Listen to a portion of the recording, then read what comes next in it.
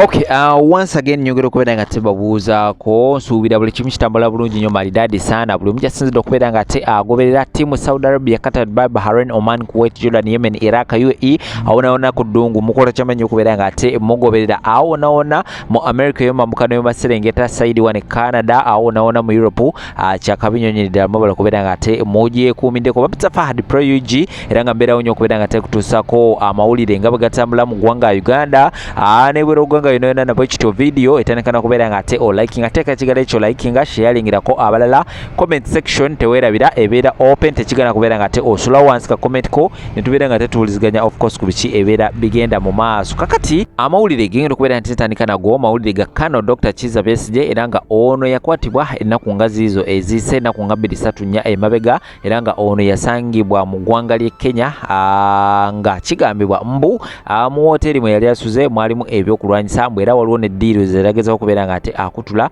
mbu ng'ageza okubeera nga ayingiza ennyonyi ennwanyi sako n'okubeera nga ayingiza emmundu ziri enkambwe mu ggwanga Uganda agezako okubeera nga ajjako omwami Museveni sako ne gavumenti ye bino nno olwagwa mu matu g'abakulembeze oba ab'ebyokwerinda mu ggwanga Uganda ne babeera nga bakolagana ne gavumenti ye Kenya ne babeera nga omukulu bamugjayo era nga bwenjogera ssaawa eno alituzira gye yatwalibwa okubeera nga awera ennemba n'emisango audio zinziina era ngenda kubeera nga nzikuzanyira awo mwongere okubeera nga muwulira biki ebizirimu nenge ekiro ssaawa eno ekibiina ekya UN era nga kino kyegattirwamu ensi ez'enjawulo awo mu wazungu America awo nawonna Germany, London oba UK n'ensi ezitoloddewo awo kyavuddeyo ne kibeera nga kiyingira butereevu mu nsonga zino eza Kano Dr. Kizza Besigye ne zibaako obubaka bwe zaatadde era zaalabudde tuulakalira video ngiina ngenda kubeera nga nzikuzanyira osobola okubeera nga owulira embeera nga bweri ssaawa eno bayisiza ekirango era nga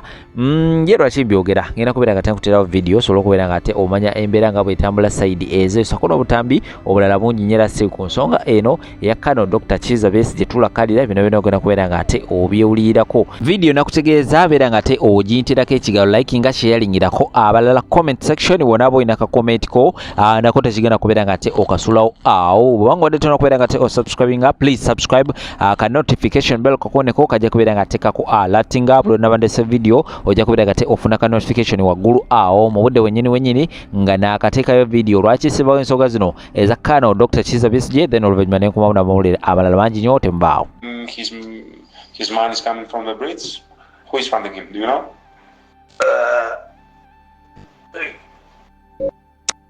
I think it's not hard, that serious funding from outside. In the last election, he, I think, got some money from the Americans only. Okay. Not the British. He also got some money from neighboring areas from Rwanda. Okay. At that time, Rwanda had issues. But you see, the executive director and head of UNAID says her husband, who's a Ugandan opposition leader, Kizza Besigye, had been arrested in Kenya and forcibly taken across the border to Uganda, where she believes he's being held in a military jail. Are you aware of these reports? Has she reached out to the UN? What's your reaction? Yes, we're very much aware of these reports. In fact, I was on the phone with her not too long ago. We're extremely concerned about the situation concerning Kizza Besigye's disappearance and how it unfolded. It's imperative that due process be followed and that his family and that his lawyers be given news of his whereabouts and his condition. We just came from seeing Dr. Kizza Besigye.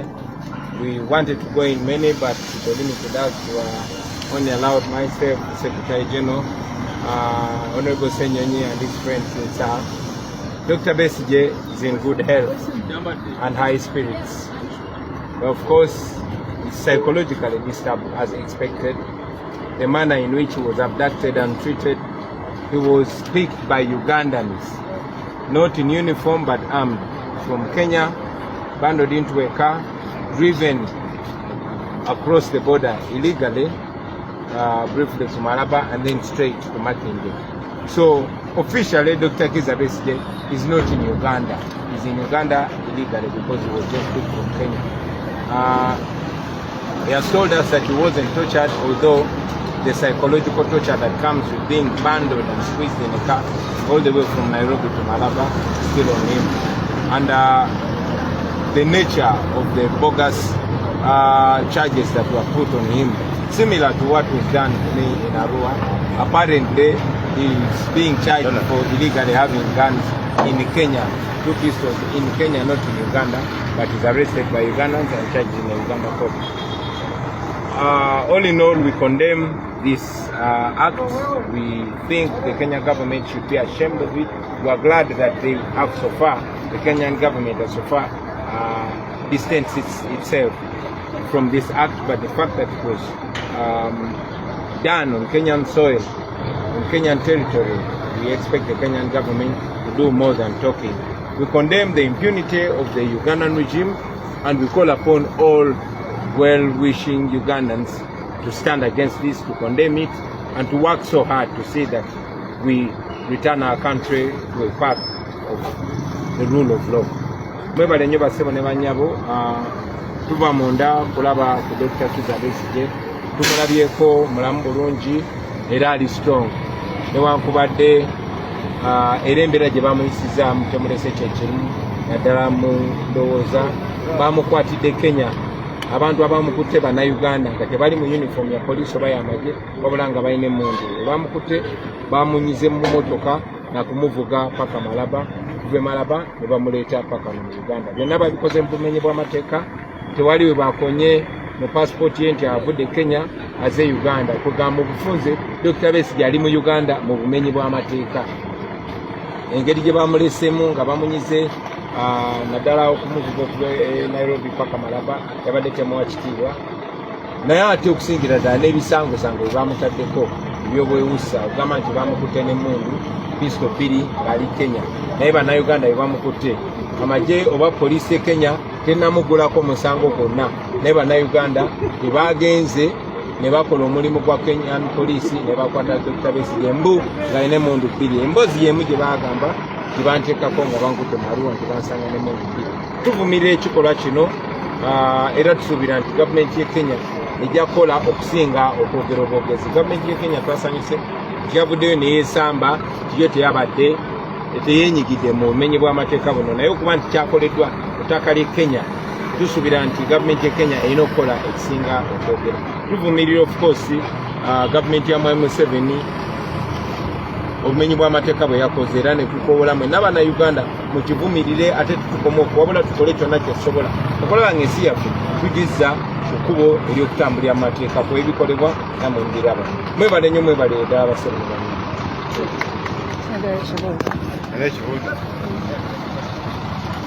Just one question. Tubateeka wanga mwe bannabyabufuzi opposition ate nga naye munene mukukuutivu mu byobufuzi naddala mu nsi zino ezitulinaanye entambula n'enkolagana. Okusingira ddala kikolwa kikyamu nnyo kya bumenyi bw'amateeka obuli ku level eya waggulu. Kyongedde okulaga nti tetuli safe gye buvuddeko ng'abantu abanyigirizibwa mu Uganda wano nga yali ekyatambulira ku kkubo ery'okugondera amateeka. Naye kakati mwasooka ne mulaba abawagizi ba FDC 36 abawambibwa okuva e Kenya ne baleetebwa wano bumenyi bw'amateeka ne bagulwako buno ebisangosango. Naye ate okukikola omuntu ali ku level ya Dr. Kizza Besigye kyongera otulaga nti tetuli safe, ffenna tuli mu buzibu era tulina okulwana ennyo okulaba ng'ensi yaffe eterera. Kuba leero kiri ku Dr. Kizza Besigye ekyakisobola okutuuka ku muntu yonna. English ekyo kyennyini mu luzungu. Mu luzungu badde mu Luganda. The fact that this is not the first time. We remember 36 members of the FDC were abducted from Kenya and illegally brought back to Uganda and charged. Now this an ordinary person, it has happened to a very respectable opposition leader, Dr. Kizza Besigye. It goes further to show us that Kenya is no longer a safe haven. We used to look at Kenya as a safe haven for dissidents in Uganda, especially that it had a certain degree of respecting the law. But now, if this is happening to even senior leaders, then nobody is safe. It should remind us to fight so hard to see that we bring back our country to the rule of law. As the president of your country, seems to posture as a regional head boy and basically turning other presidents of other countries within the region as pawns on his chessboard. Does this then validate that sobriquet of him being the regional head boy? Yeah, this should speak to all of us. And I'm glad Kenyans have always stood with us. It's not the Kenyan people that did it. It is the negligence or compliance of the Kenyan government. And according to Dr. Besigye, even if Uganda speaks it, but there were Kenyans also involved in that gross action. So this should speak to us, not as Ugandans, and not only as Kenyans, but as East Africans. We have to put an end to this. I warned the Kenyans a few months ago and told them that they are not far from this impunity. If they allow that nonsense to happen, it will continue, and sooner than later, we all want to be free. So let's unite and fight impunity and fight dictatorship. Dictatorship can always spill across borders, like it is threatening to spill into Kenya. We must fight and defeat it together. Ekyo kyennyini mu Uganda, President wo alabibwanga Nampala wa region yonna ekitundutundu. Oyo si president wange era ekyo kimenyewo. Mwami Museveni nakyemalira we Uganda yefudde naggwano agezaako okwefula nti akulembera ensi zino zonna. Ekyo nno kituleetedde ebizibu emirundi mingi nti ne Rwanda yali egaddeko ne booda yaffe olw'empisa za Museveni. Kaakati yagenze ne Kenya n'agifuula nti yagifuga Kenya. Ekyo nno kyongedde okuswaza Kenya naye kyongere okutulaga ffenna ffenna nti obwannakyemalira buba mu nsi emu kyangu nnyo okubona ne bugenda ne mu nsi endala era tulina okwegatta ne tubulwanyisa ffenna naye temufaayo tujja birwanyisa. Sekasanya salamu alaikum kulikayo mu kkomera kimanyi oyise mu buzibu bungi ttaano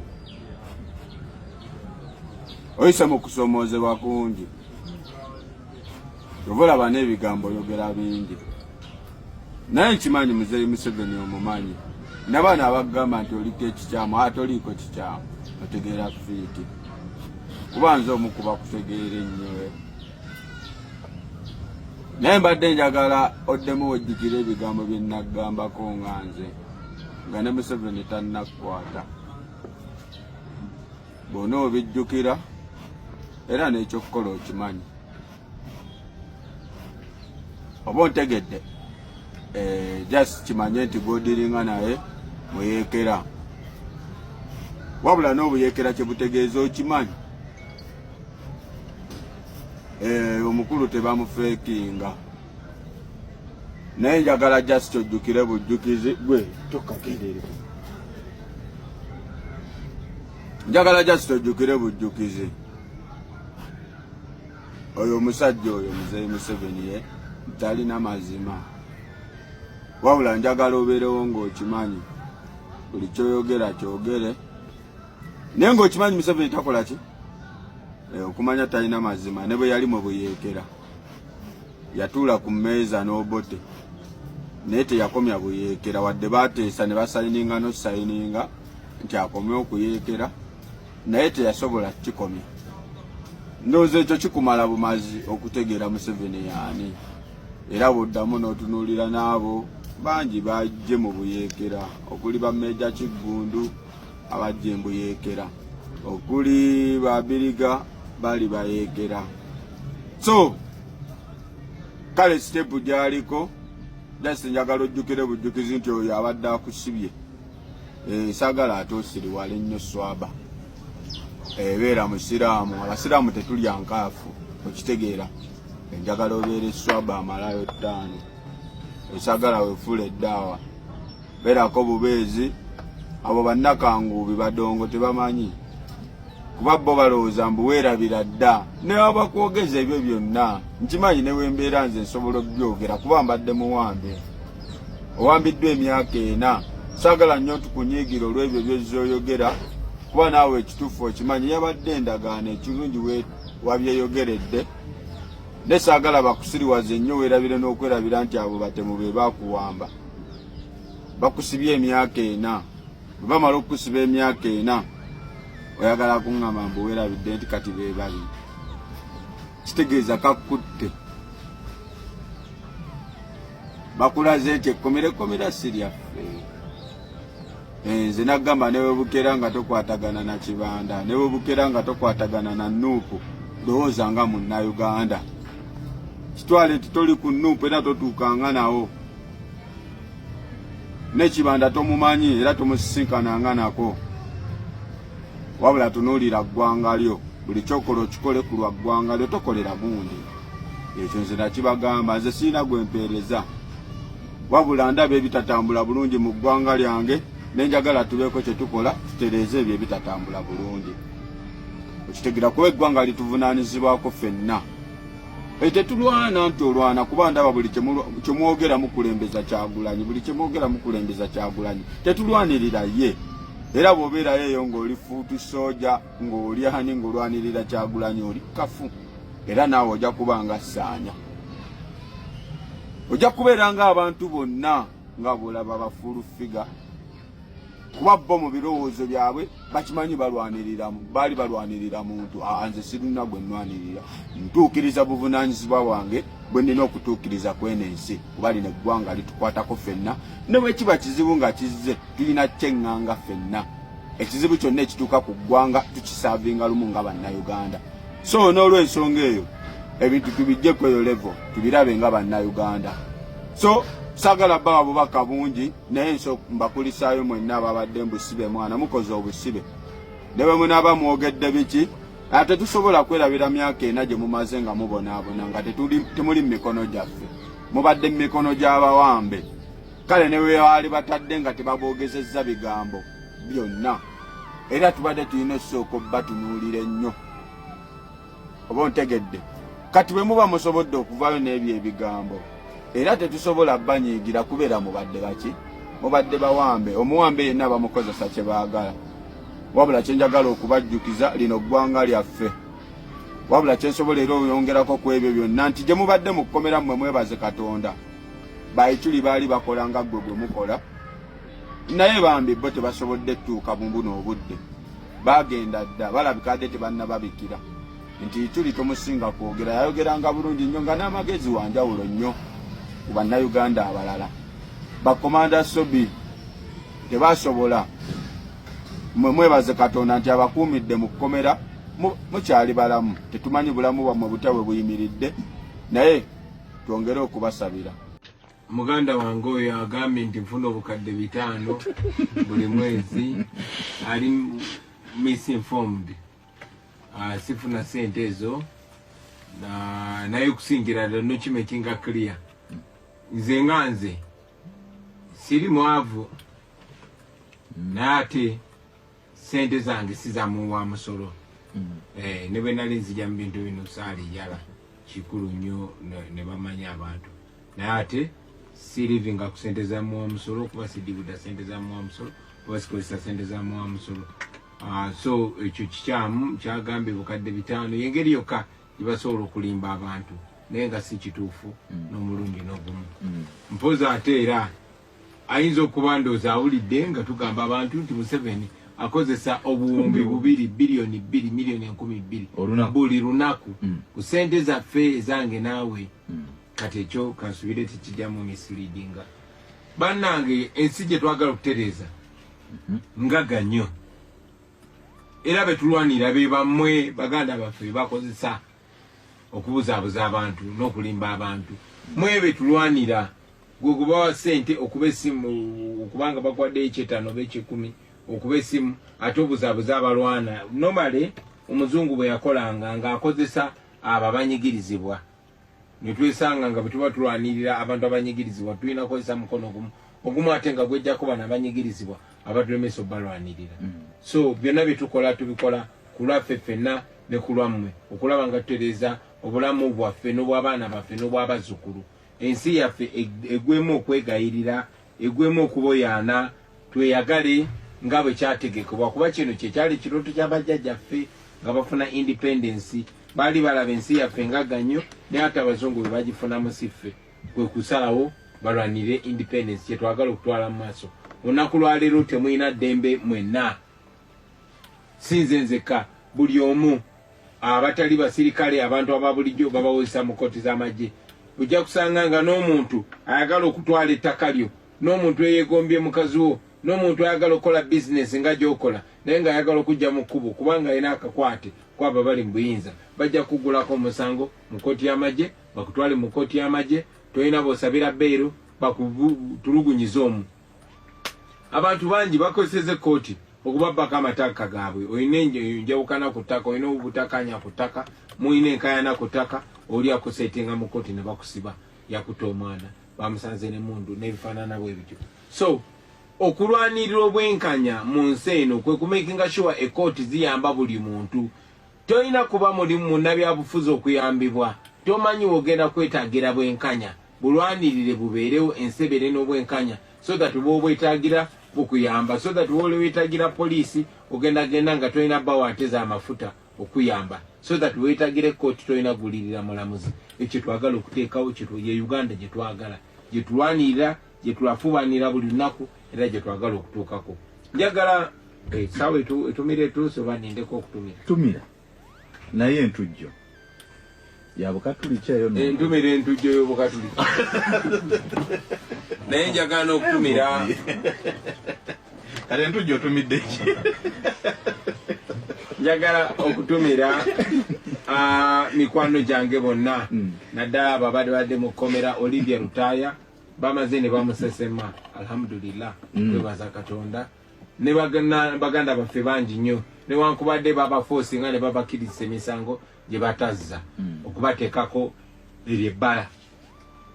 Tubasabira Mukama abagumye, tuli nabo tukyagenda maaso ffe n'olutalo tetuzikizanga era tetugenda kuzikiza. Batumira mwenna aba freedom fighter, maliriza nga ntumira abavubuka mwenna abaagala ensi yammwe, temwenyooma naddamu abasomyeko muveeyo mwesimbewo. Nakyo tunulira nze naawe waako muveeyo mwesimbewo bino ebifo by'obukulembeze byammwe. Totunulira Kyagulanyi nti Kyagulanyi agenda otutaasa, we ogenda okwetaasa. So muveeyo mwesimbewo ate mwereze abantu n'omwoyo gumu so that tubeera bangi nnyo nnyo nnyo. Abalungi abatuwuliriza era abatulaba olunaku olwaleero tukyaddeko ewa Sheikh Ashraf Dembe. Sebo nsanyusa okubalaba. Amannya agange ye Sheikh Ashraf Dembe akola ku bizibu by'enjawulo. Omuntu singa aba alina ebirwadde tumusomereddwa, tumuwa amazzi ga lukuya nga bw'obadde ogalaba, tugenda abantu ku kyoto ne twokya emizimu emibi egibabaamu n'okulomba edduwa. Abantu singa abeera ng'ali wano atuuse sobola okumulombera edduwa, ne waba atatuuse nga mpadde amanya ge ngali wala manetaze enamba yange yeno eri 0707763711 namwe banyinaffe abali ebweru oyagala okuba nti oyagala okulombera ku dduwa ng'olina ebizibu visa zibuze amakaga kolongotana sente zikola zimpita mu ngalo ojja kumpereza ekifaananyi kyo n'amanyago ebyo byokka bijja kumala nja kulombera edduwa ojja kutereera olunaku olusembayo mu mwezi mba n'edduwa eyawamu ffenna n'abalwadde bange abakadde n'abapya. Salamu alaikum warahmatullahi wabarakatuh.